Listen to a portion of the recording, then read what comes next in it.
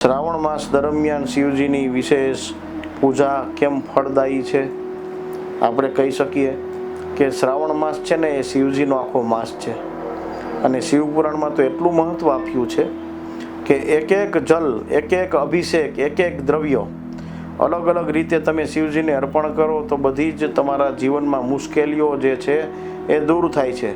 અને સાથે ખૂબ જ મહત્ત્વની વાત, ધાર્મિક વાત તો આપણે સમજી, પણ આ સમાજમાં શ્રેષ્ઠ કામ આવે ને એવી વાત કરીએ. શિવલિંગ છે ને એ તમારા જીવનમાંથી તમે શિવલિંગ કોઈ પણ હોય, શિવલિંગની સામે બેસીને તમારી નજરને એક કરીને તમે શિવજીની જે લિંગ છે, લિંગ આકારને બરોબર દ્રષ્ટિથી તમારું એક જોશો, તમારા જીવનમાં તમારા શરીરમાંથી નેગેટિવ ઉર્જા એ ખેંચી લે છે, તમારા જીવનમાં પોઝિટિવ વિચાર આપે છે.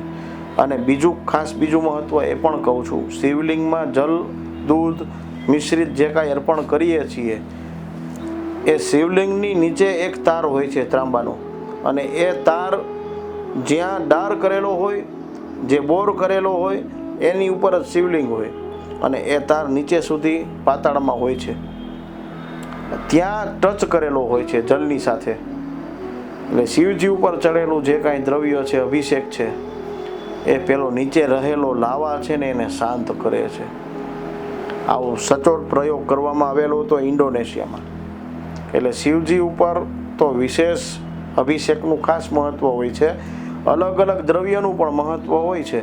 તો એ અલગ અલગ દ્રવ્ય શિવજીને જો અર્પણ કરવામાં આવે, એમાં ઘઉં, ચોખા, મગ, ચણાની દાળ, ત્યારબાદ શેરડીનો રસ લક્ષ્મીજીની પ્રાપ્તિ માટે, નાળિયેરનો ત્રોફો ચડાવવા માટે રાહુની શાંતિ માટે, ત્યારબાદ મસૂરની દાળ મંગળની શાંતિ માટે, ચંદ્રની ઉપાસના તો કે બાસમતી ચોખા અર્પણ કરવાથી, સૂર્યનારાયણ ભગવાનની ઉપાસના તો કે ઘઉં સાથે ભગવાનને અર્પણ કરવાથી, ગુરુ મહારાજની કૃપા પ્રાપ્તિ માટે તો કે ચણાની દાળ અર્પણ કરવાથી આપણને શિવજીની કૃપા મળે છે.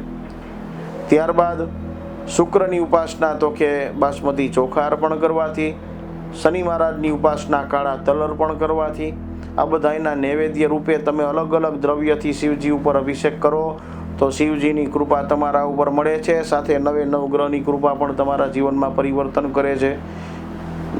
ગ્રહોની ક્ષમતા તો 45 છે, પણ સાથે શિવજી સાથે નવગ્રહ એ લિંગમાં બિરાજમાન હોય છે. ગ્રહો તો 45 છે, પણ નવગ્રહ છે ને ખૂબ જ જીવનમાં વિશેષ ફળ તમને આપે છે. ગ્રહારાજ્યમ પ્રયચ્છન્તિ ગ્રહારાજ્યમ હરંતિ ચ ગ્રહે વ્યાપ્તમિદમ સર્વમ ત્રૈલોક્યમ સચરાચરમ.